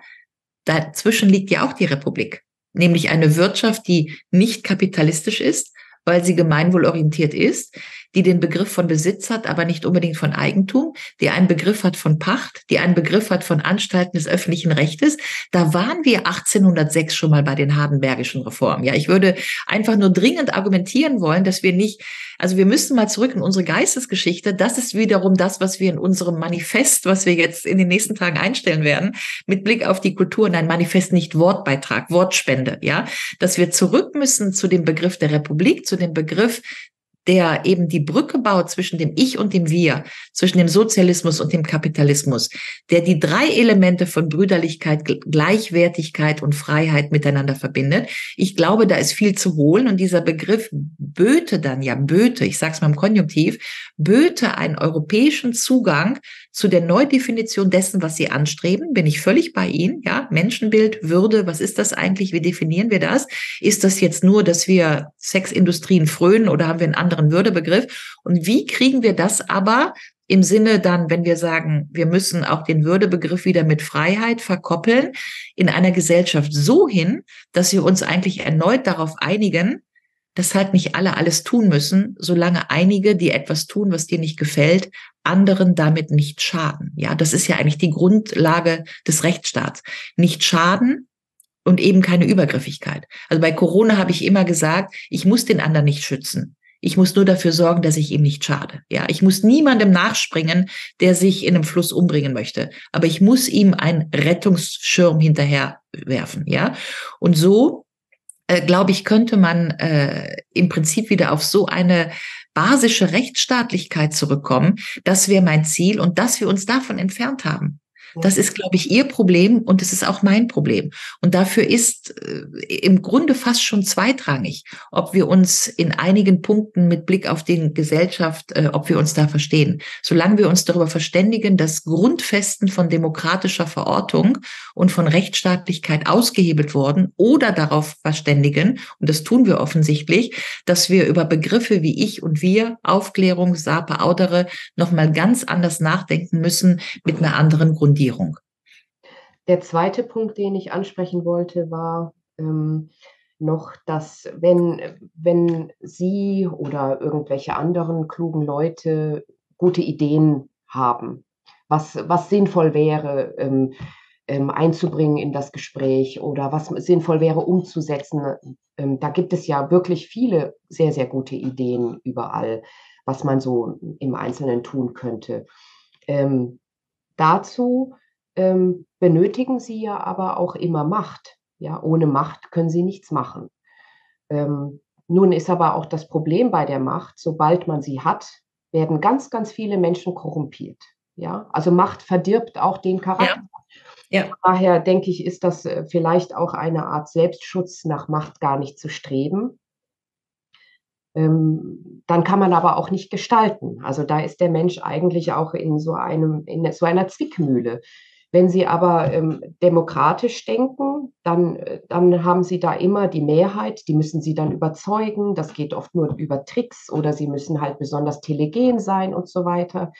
Also die Macht wirklich zu erlangen und zu benutzen, ist ja auch gar nicht so einfach. Ja, wie wollen Sie dann zum Beispiel diese ganzen Dinge, Sie haben ja mehrfach jetzt angesprochen, das sind Dinge, die jetzt besprochen werden, die sind im Gespräch. Und wie möchten Sie die dann aber auch umsetzen? Ja? Also einerseits wird ja ganz konkret in Deutschland über eine Gründung einer neuen Partei nachgedacht und im Zweifelsfall wäre ich dann dabei, wenn Sarah Wagenknecht, die das ja angedeutet hat, wenn die das machen würde. Aber ich gebe Ihnen recht, also ich von meinem Charakter weiß ziemlich genau, dass ich keinen Killing-Instinkt habe, also so ein taktisches Gespür, dass ich andere irgendwie also ich glaube tatsächlich an das Argument und an die Überzeugung und bin taktisch sehr unklug. Ja, also das bin ich einfach und ich habe, glaube ich, das kann ich von mir sagen, kein Machtinstinkt im eigentlichen Sinne, sondern aber das wäre ja auch gut, weil dann geht es ja um die tatsächlichen Inhalte. Genau. Und ich finde, dahin müsste man zurück. Genau, dahin müsste man zurückkommen, dass, wo man genau, dass sich jeden Standpunkt äußern kann und dann denkt man drüber nach. Ja? Genau. Aber auch konsequent bis zu Ende. Also ich erlebe das auch ganz, ganz oft. Man legt 100 Argumente vor für eine Sache Und die werden dann aber auch gar nicht zur Kenntnis genommen. Ja, genau. Aber das ist ja, da sind wir wieder bei Corona, ja. Also alle, die das kritisiert haben, das Maßnahmen geschehen, hatten 100 Argumente und die anderen haben nur gesagt, wir glauben euch nicht, ja, weil wir diese andere Erzählung durchsetzen wollen und zwar mit Macht. Ja, da sind wir Das wieder ist bei halt den, dann eben der nächste genau. Punkt.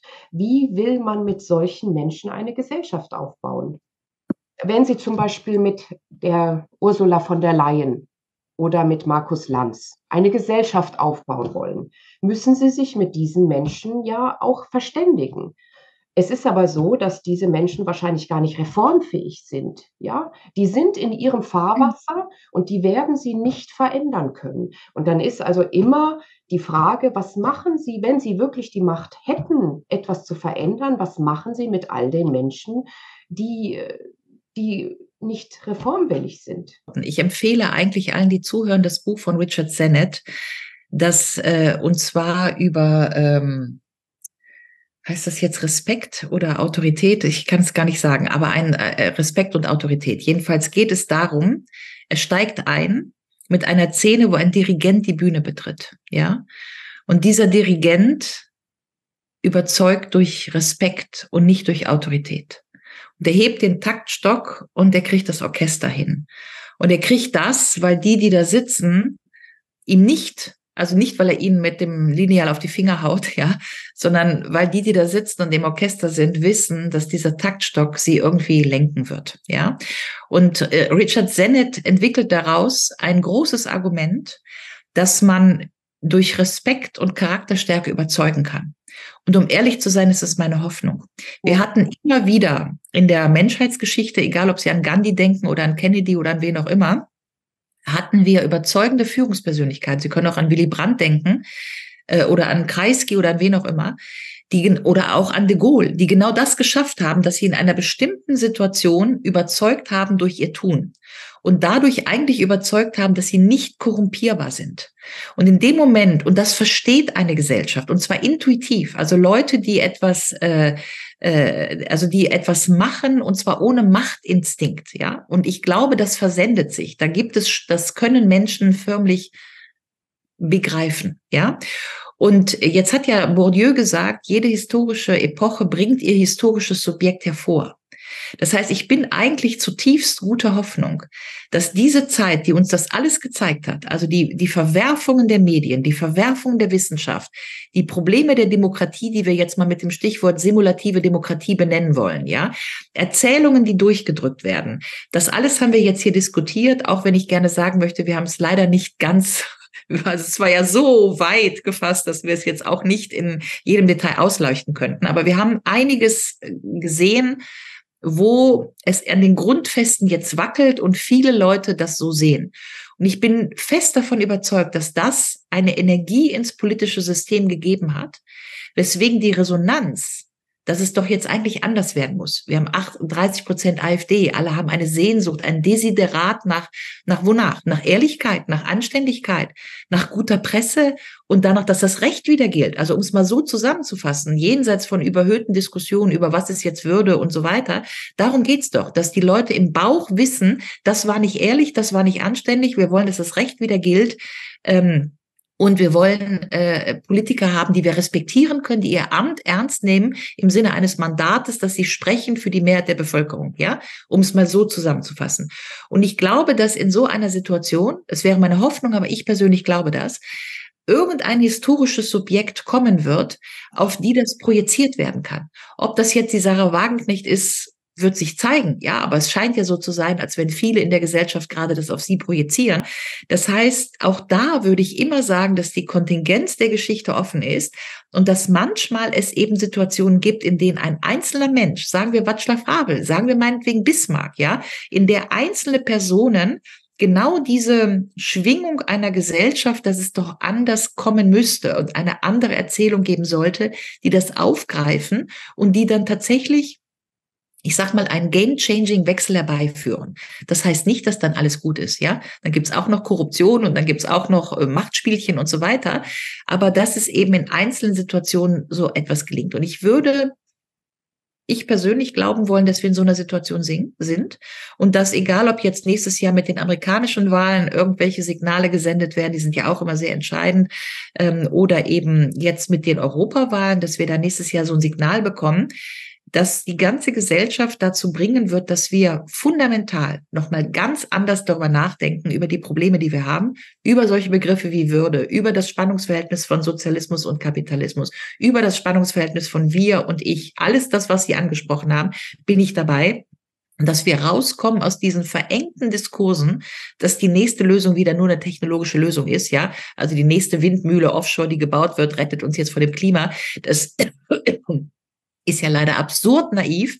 Und ich hoffe nur, mit Ihnen, glaube ich, dass die Menschheit oder dass zumindest, dass wir, wie soll ich das sagen, dass wir die Tiefe der Diskussion wieder zulassen können, dessen, was wir verhalten. Also wir sind ja, glaube ich, in so einem Moment von Stefan Zweig, es ist dem Menschen verwehrt, die historische Zäsur zu verstehen, in der er sich befindet.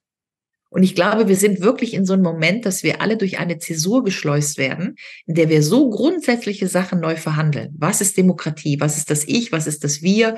Was ist unser Wirtschaftssystem und so weiter? Das verhandeln wir gerade. Und wir verstehen es nicht. Und deswegen, das erklärt die Unruhe der Gesellschaft. Und es wird gerade neu verhandelt, ja. Und im Grunde ist das der Begriff von Hannah Arendt von Krise. Krise ist, wenn die Urteile neu verhandelt werden. Das sagt sie in Was ist der Sinn von Politik? Wir hatten eine Gesellschaft, die wir auf bestimmten Urteilen gebaut. So haben wir das gesehen. Das ist unsere Wissenschaft, unsere Würde, wie auch immer. Wir hatten Urteile, ja. Und Hannah Arendt sagt ganz deutlich, weil ein Mensch nicht über alles urteilen kann. Keiner kann jeden Tag über alles urteilen, ja. Ist die Milch zu teuer oder was auch immer?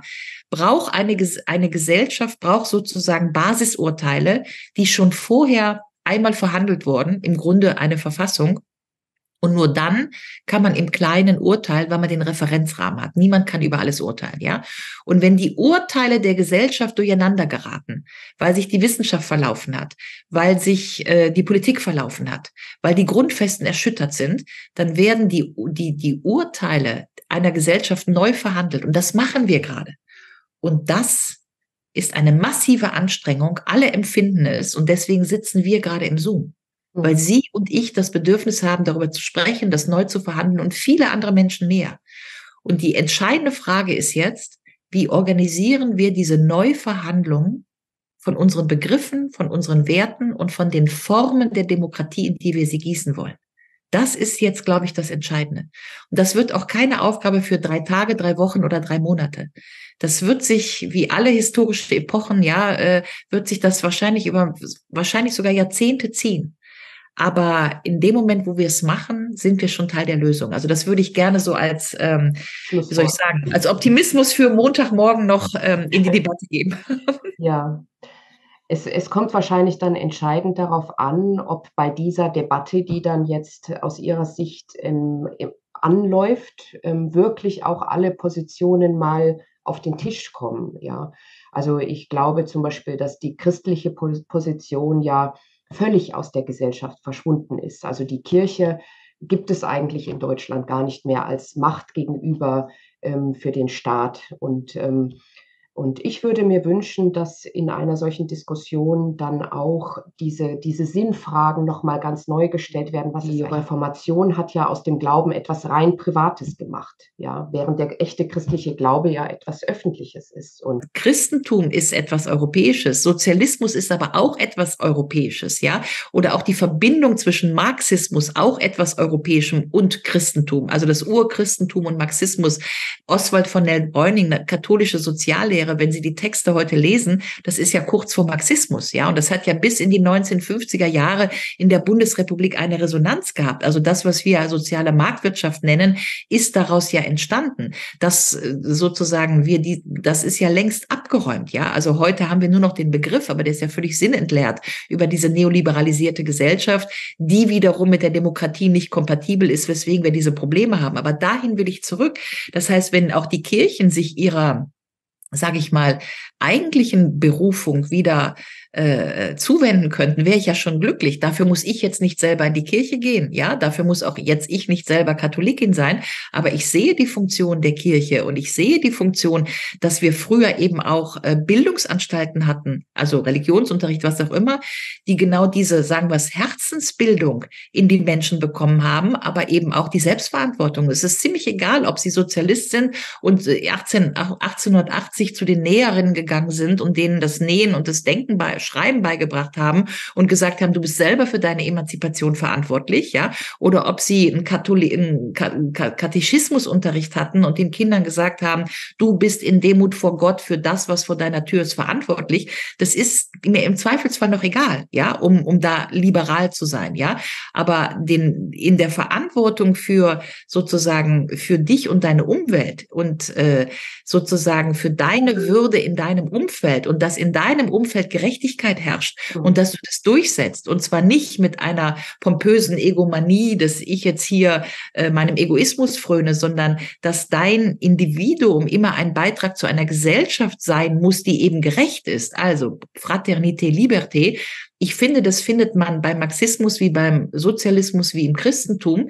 Und es sind Strömungen, die gedanklich kompatibel sind, die übrigens viel mit der Republik, ja, auch die Res Publica Christiana ist ja auch eine Republik, ja, insofern nochmal, der Republikbegriff ist ein Juwel in der europäischen Geistesgeschichte. Wenn wir dahin zurückkommen könnten und diese Dinge wieder nach vorne spielen, anstatt fetischisierte, wie sagt man, fetischierte Debatten über Klimaschutz zu machen, dann glaube ich, würden wir als Gesellschaft weiterkommen und uns auch wohler fühlen, weil niemand möchte in der Apokalypse leben, niemand möchte in der Ohnmacht leben. Viele Leute wollen ja mitwirken an einer gerechten Gesellschaft und sie da abzuholen, das fände ich wahnsinnig wichtig, ja.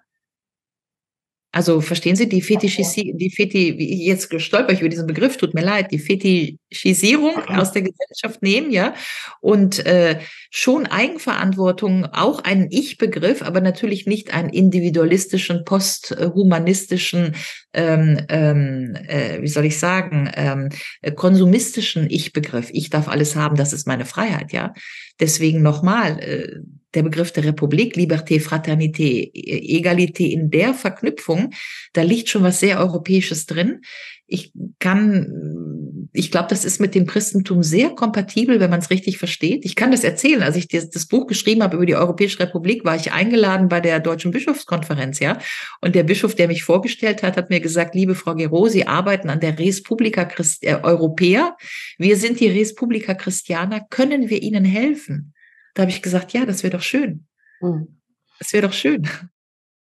Das, denke ich, ist ein schönes Schlusswort.